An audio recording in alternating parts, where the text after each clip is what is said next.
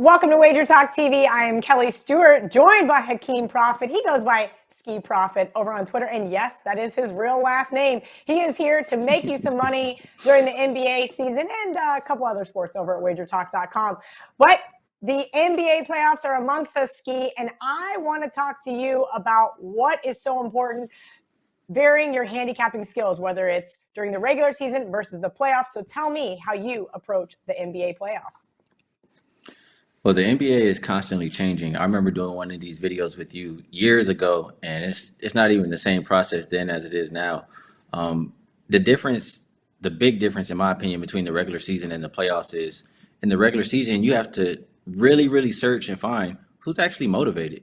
NBA nowadays is not like how it used to be. The players don't care to give 100% every game.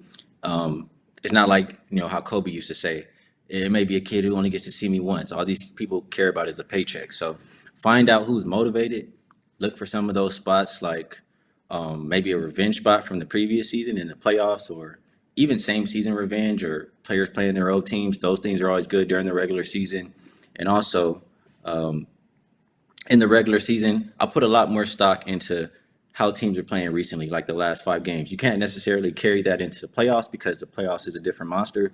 But on the daily handicap, if you look at last 5 game stats during the regular season, it kind of lets you know how teams are doing week by week. You'll see those numbers move. So that's how I look in the regular season. If you're looking at player props, I probably look for the last 3 weeks to give you a good overview, just like I look at the last 5 game stats for teams, how they've been doing recently. And I can give the difference between playoffs. In playoffs, it's more matchup based. For one, you're looking at the X's and O's. So for people who are new to basketball, it may be a little bit harder. You may have to listen and follow to what some of the people on the TV are saying. But it's how can one team take advantage of the other?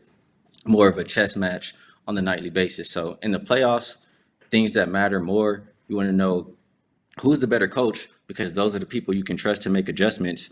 And I'm saying, if you don't know a lot about basketball, you can also listen to the coaches and the players' interviews. They do a lot of talking and letting you know what they're thinking about doing the next game. So that can give you an advantage. And also, don't always just go for who has the best player. A good team beats a really good player, especially if that good team has a coaching advantage. So a lot of things to think of between, difference between playoff and regular season.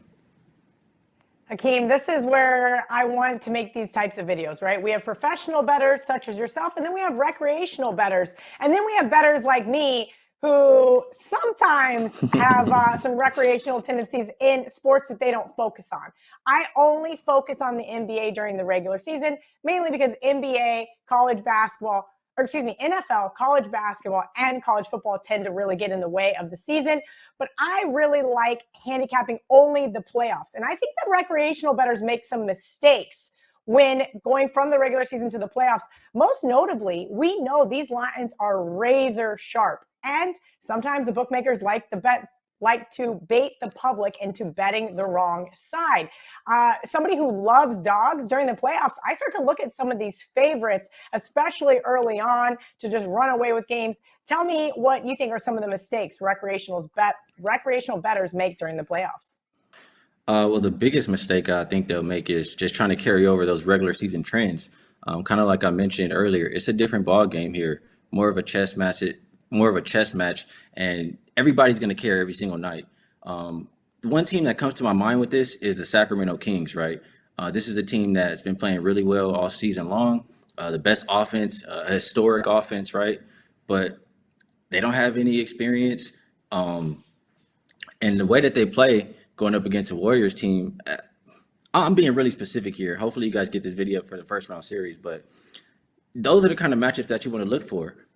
Yes, the Kings won the first game, but the Warriors have been here before. This is a team who, historically has never gone down 0-2. So you want to look at different things like that. Bet on the more experienced teams. Don't necessarily carry everything over from the regular season. And it's hard when you're a new bettor because you don't know all of the players. You don't know all of the history. So you might want to lean on a little bit more of the people who follow it, like us on the screen, or maybe some other people on the television.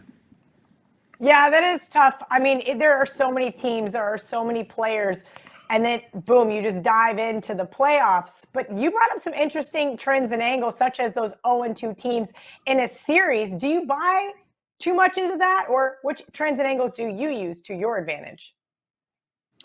We can find different ones all, every single day. But I personally think, that's been a long-term angle, that O2 team going back home, desperation spot kind of deal. I feel like the bookmakers have kind of caught up to that. You used to get fair lines, but now you're going to see when you get to those game threes, they're shading it really heavy. So they already know what kind of a situation it is. Some other trends or situations I'm looking at. I know home favorites who lose in game one in game two, they're really successful against the spread and straight up. It's also like a must win kind of situation for them because if you go on the road down 0-2, you're toast. You want to look at home favorites with the rest advantage. I know you did just cash a ticket with that on the Nuggets, Kelly. Yeah, it's just rest in the playoffs is a big deal, and everybody's going to be motivated, so you want to take advantage. That's why it's a big deal for these teams to sweep the bottom feeders when they can, so they're not tired going into the next series. So you want to look at that. Another situation I'm starting to think of, and I don't have numbers for this, but it's just my thought process. Home teams, when they're down 2-1, they can't afford to go on the road in that next game and be down 3-1. The series is pretty much over, especially if you're on the road. So my thought is you get max effort from that team who's down in that game four. You probably want to be on them or stay off of that game. And other than that, not really a trend, but I think it's really important. It's how I've had a lot of success with totals specifically. You listen to these coaches' interviews, they're going to let you know we need to speed it up because of this, this, and that. They're going to let you know exactly how the pace is going to go in the games. And last year in the playoffs, I was really successful with the totals. So make sure you watch those interviews. I do love some of those Skee Profit totals. Make sure you guys are giving Hakeem a follow on Twitter @Skee Profit and head over to WagerTalk.com and see what he has up for the NBA playoffs.